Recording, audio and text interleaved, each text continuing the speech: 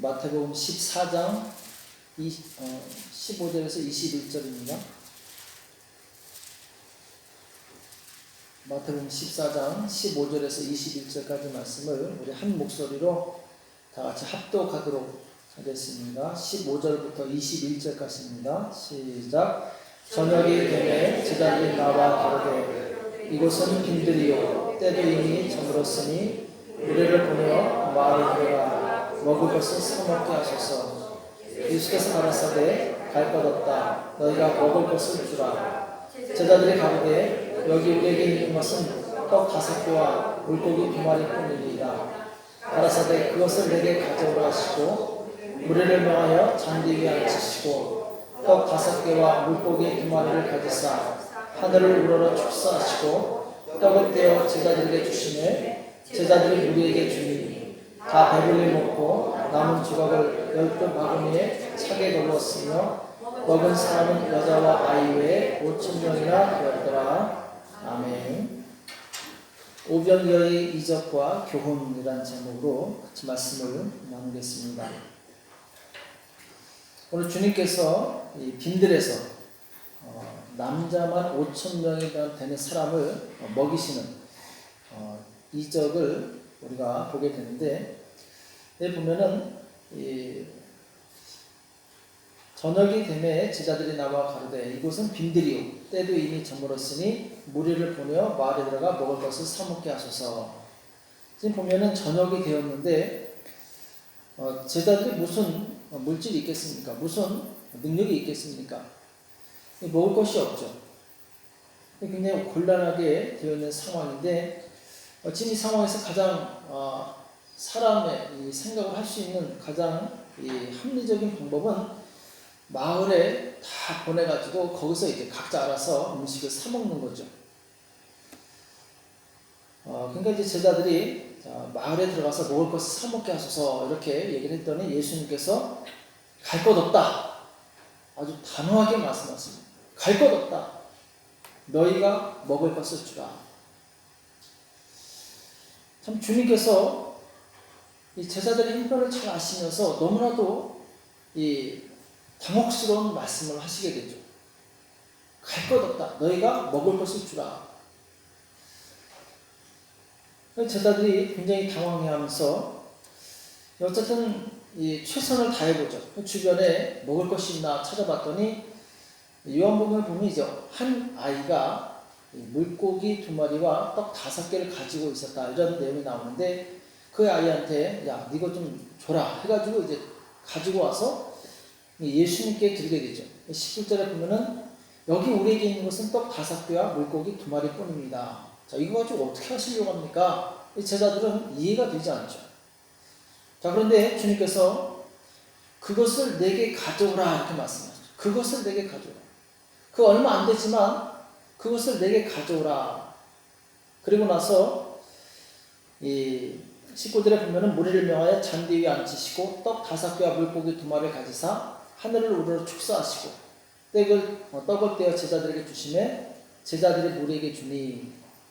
자, 지금 주님께서 하늘을 우러러 감사하시고 떡을 떼시는데 이게 웬일입니까? 이 사람들이 다 배불리 먹고 12 바구니에 가득 찰 정도로 남게 되죠.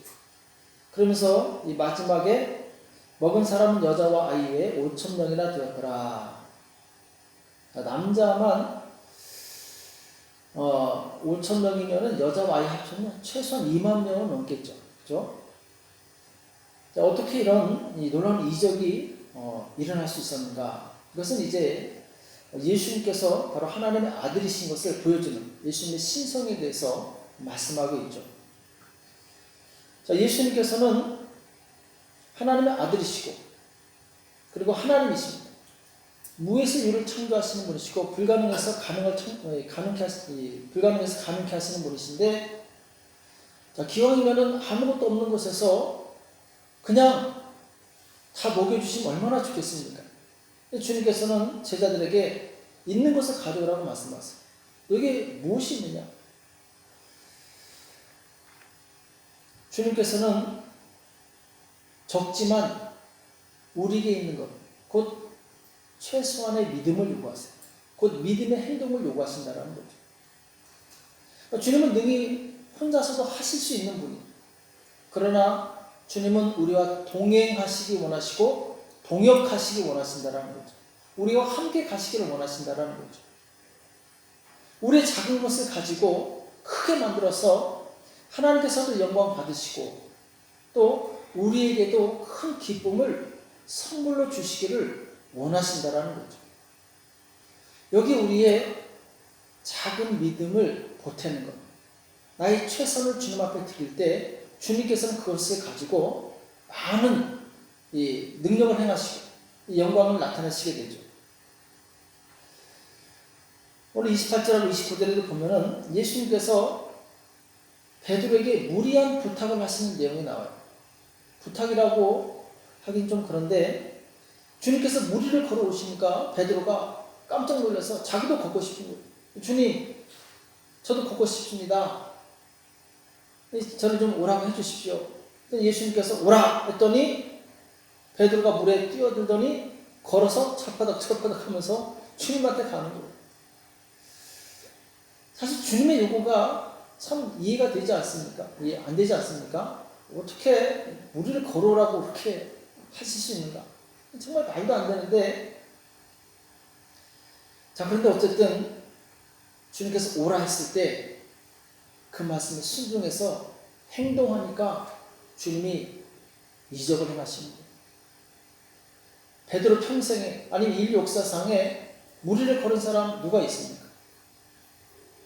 해수욕장 가서 가끔 저도 한번 무리를 걸어보려고 하는데 자꾸 빠지더라고요. 오직 베드로만 무리를 걸었어요. 주님께서 그에게 요구하신 것은 믿음이었어요. 결국 주변에 바람을 보고 물에 빠져들어가니까 주님께서 그의 믿음이 없음을 책망하시게 되죠. 지금 오병이의 사건과 또 이 무리를 걷는 사건을 통해서 주님께서 제자들에게 요구하시는 것이 있는데 그것은 믿음입니다. 우리에게 믿음만 있다면 하나님께서는 우리 믿음을 통해서 무한한 것을 하실 수 있다는 거예요. 불가능한 것을 이루실 수 있다는 거죠. 그래서 마가복음의 이 9장, 우리가 잘 아는 내용이죠.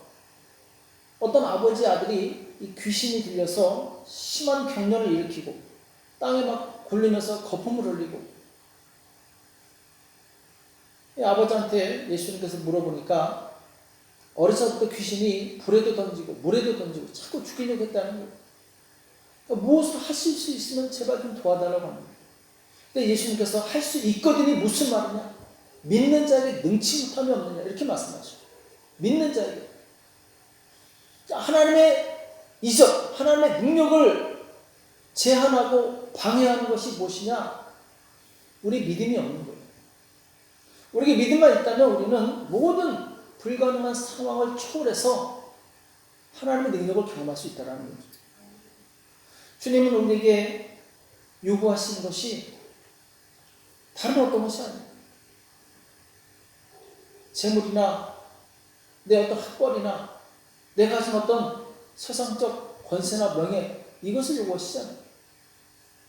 믿음을 요구하십니다. 이 믿음은 누구에게나 있는 것이죠.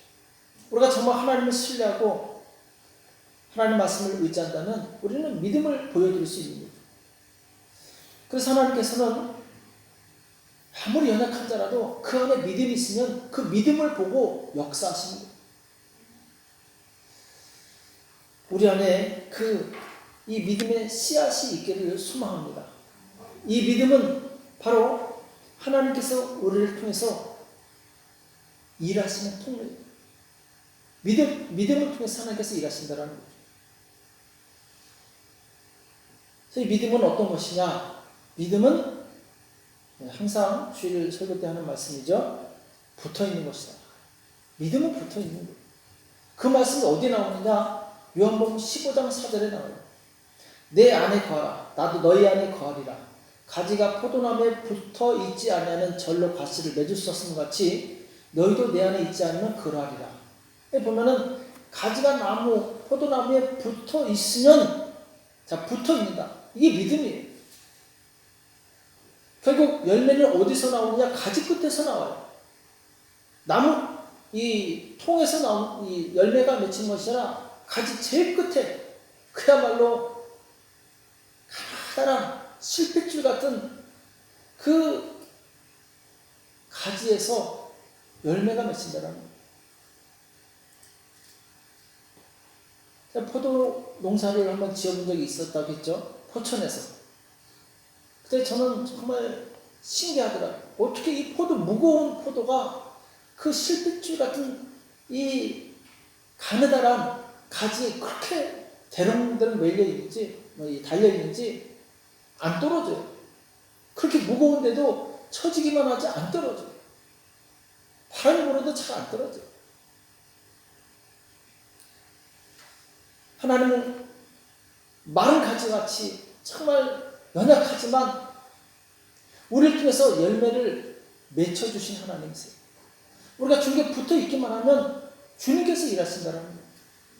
그럼 우리가 주님에게서 떨어져 나간다면 주님께서 우리에게 능력을 주고 싶어도, 우리에게 열매를 맺고 싶어도 맺힐 수가 없는 거예요. 붙어 있어야 되는데 떨어져 있으니까. 떨어져 있으면은 사람들이 그것을 주워다가 이 땔감으로 쓰게 되죠. 가지의 역할은 나무 본체에 붙어 있는 거예요. 우리 역할은 주님께 붙어 있는 것입니다. 그게 믿음이죠. 그렇죠? 그래서 이 믿음으로 인해서 주님께서는 우리를 통해서 일하시고 또 우리를 통해서 열매를 맺게 하시는데 이 베드로는 이미 그 전에 예수님께서 부르셨을 때 그것을 경험했죠. 물고기를 밤새도록 잡으려고 했는데 못 잡았어요. 주님께서 오른쪽에 그물을 던져라 했을 때 이해가 안 갔죠. 그러나 밤새도록 헛수고했지만 주의 말씀에 의지해서 내가 그물을 내리리라 이렇게 나오죠.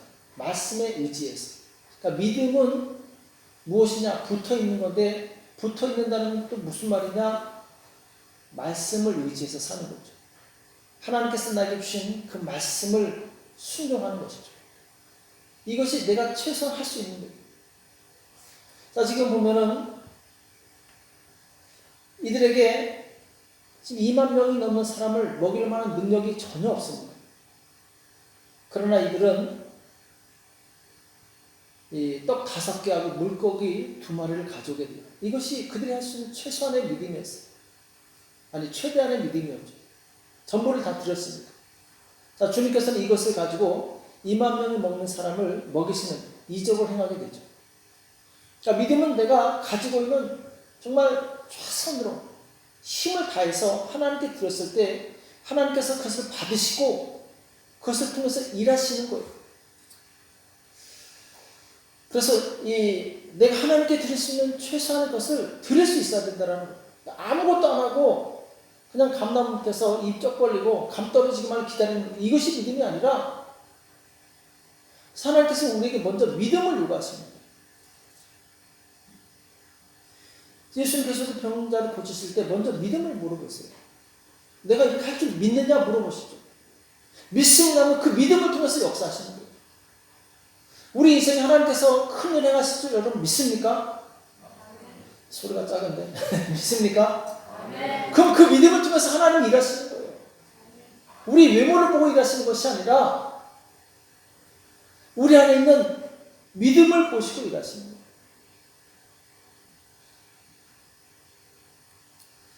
열왕기상 17장에 보면은 이 사르밧 과부 이야기가 나오죠.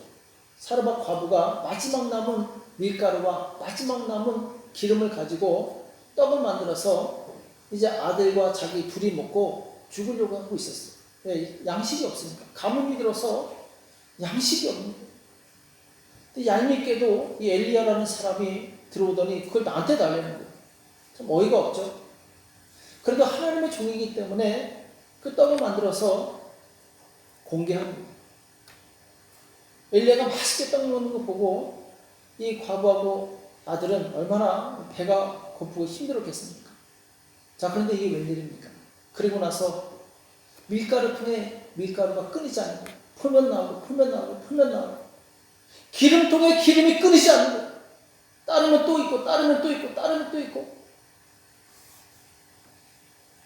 그 사라밧 과부의 자그마한 믿음, 헌신, 하나님께서 이것을 받으시고 그 삶 전체를 축복해 주시는 것을 보게 됩니다. 우리가 마중물이라고 하죠. 마중물 들어보셨습니까? 네.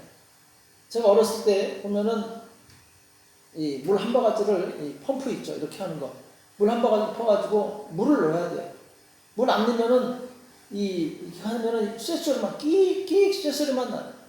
근데 물을 한 바가지 터서 하면은 이제 힘은 들지만 슉 하면은 몇 번 하면 물이 쫙 올라오면서 콸콸콸콸 쏟아지게 되죠.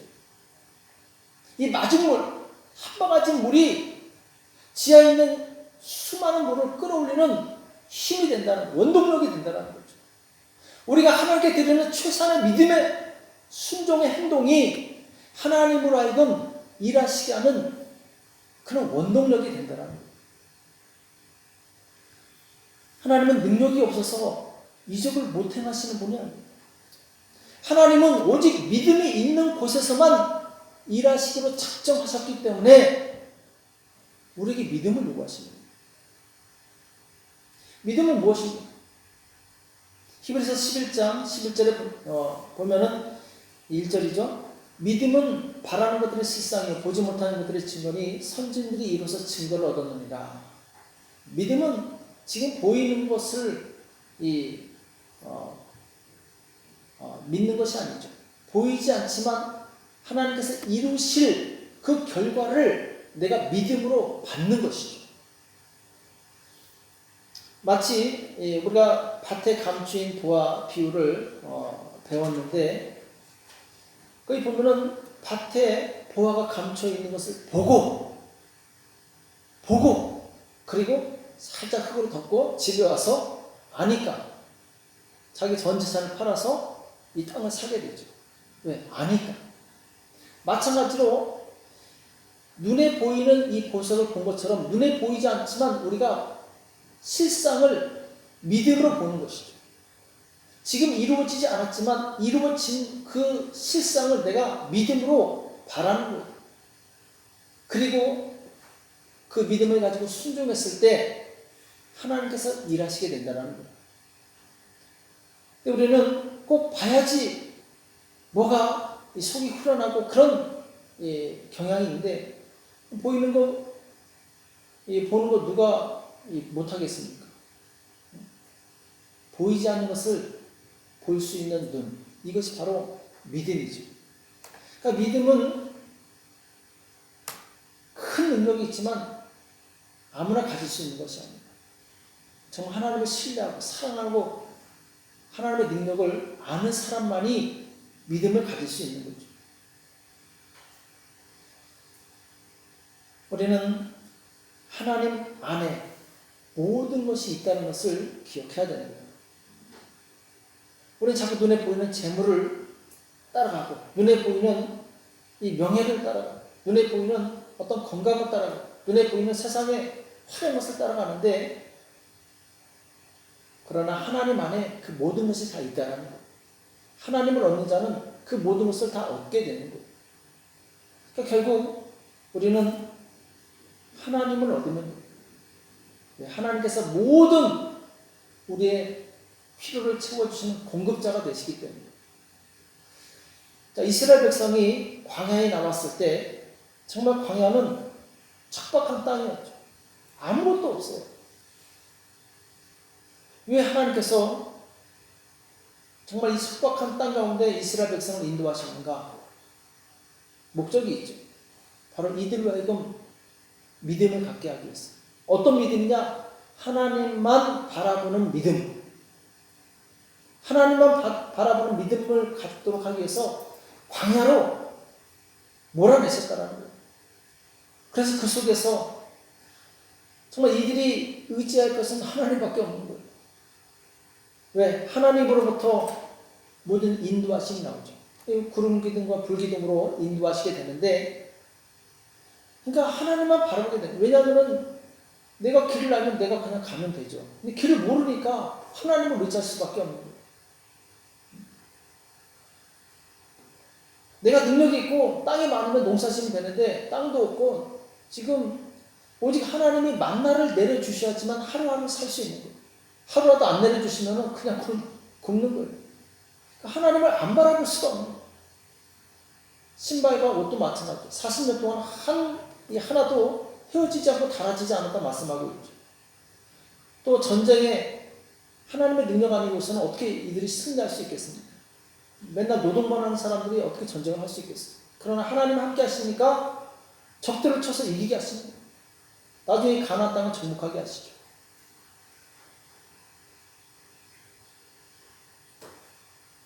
이스라엘 백성이 광야에서 하나님만 바라보는 그 훈련에 통과했으면 이들은 가나안 땅의 축복을 얻었을 거예요.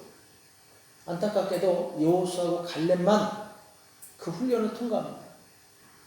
그들은 눈에 보이는 것이 없었지만 말씀을 믿었어요. 하나님을 믿었어요. 하나님이 행하실 것을 믿었어요. 우리는 연약하지만, 우리는 능력이 없지만, 우리는 아무런 힘이 없지만 하나님은 행하신다. 여기에 대한 믿음이 있었어요. 그러니까 우리의 믿음은 내 실력을 믿는 게 아니에요. 내 능력을 믿고 내 경험을 믿는 것이 아니에요. 하나님의 능력을 믿는 것이죠. 이 믿음을 가지시기 바랍니다. 이 믿음은 하나님의 믿음이에요. 나는 못하지만 하나님은 하신다라는 믿음. 오병이어를 가지고 남자만 5,000명을 먹이신 그 전능하신 하나님의 능력이 지금 이 시대에도 그대로 살아있음을 우리는 믿고 있습니다. 아멘이십니까? 아멘. 그렇습니다. 하나님은 이 시대에도 능히 놀라운 이적을 행하실 수 있는 분이세요. 그러나 누구를 통해서 일하신다고 했죠? 믿음을 가진 사람을 통해서 일하신다고 합니다. 정말 믿음으로 자신을 얼마나 드릴 수 있는가? 많은 사람들이 복음 받고 싶어요. 그러나 믿음은 드리지 않아요. 많은 사람들이 하나님께 정말 많은 것을 받고 싶어요. 그러나 기도하지 않아요. 최소한의 내가 할 수 있는 그것조차 하지 않으면 하나님도 일하실 수 없다라는 거예요.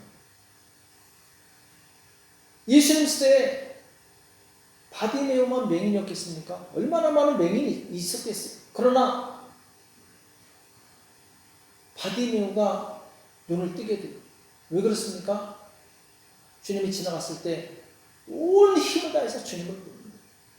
나사렛 예수여, 다윗의 자손 예수여, 나를 구원하소서. 아까 호산나가 나를 구원하소서라는 뜻이라고 했죠. 그러니까 주님이 물어보죠. 내가 네게 무엇을 해주기를 원하느냐? 보기를 원합니다. 믿음대로 됐죠. 즉석에서 보게 되죠. 정말 주님의 능력을 보기 원하신다면 주님께 시간을 드리시기 바랍니다. 내가 가진 것이 없다면 시간이라도 드리세요. 또 기도를 드리시기 바랍니다. 또 물질을 드리시기 바랍니다. 뭔가 심어놔야지 열매를 기대할 수 있죠. 우리는 하나님께 시간을 드리고 물질을 드리고 기도를 드리고 내가 할 수 있는 최선의 것을 하나님께 드리고 나서 그때 비로소 하나님의 이적을 기다릴 수 있는 거예요. 아무것도 심어놓지 않고 어떻게 무언가 수확하길 기대할 수 있겠어요? 심은 대로 거두는 거예요. 하나님 앞에 많이 심으시기 바랍니다. 작은 씨앗이 나중에 어마어마한 열매를 맺어요. 오늘 오병이어를 심었을 때 2만 명이 넘는 사람이 먹고 12광족이 풍족히 남기는 이적을 경험하게 됩니다. 하나님은 무언하시는 분이십니다. 그분의 능력은 지금도 결코 짧아지지 않았어요. 지금 어렵고 힘든 이 시기에도 하나님은 여전히 살아계시고 역사하시고 그 능력을 보여줄 수 있는 분이세요. 누가 그 능력을 얻을 수 있는가? 바로 믿음을 가진 사람, 믿음으로 순종하는 사람, 믿음으로 심는 그 사람에게 하나님께서 역사하시는 거죠. 오늘 오병이어 이 놀라운 하나님의 이적을 보면서 우리가 다시 한번 믿음을 회복하시기 바랍니다. 하나님이 여전히 살아계시고 지금 중요한 것은 내가 하나님께 믿음을 드리는 것이다. 그래서 다시 한번 믿음으로 승리하고 하나님의 이적을 경험하는 저와 여러분 되시길 예수님의 이름으로 축복합니다. 기도하겠습니다. 하나님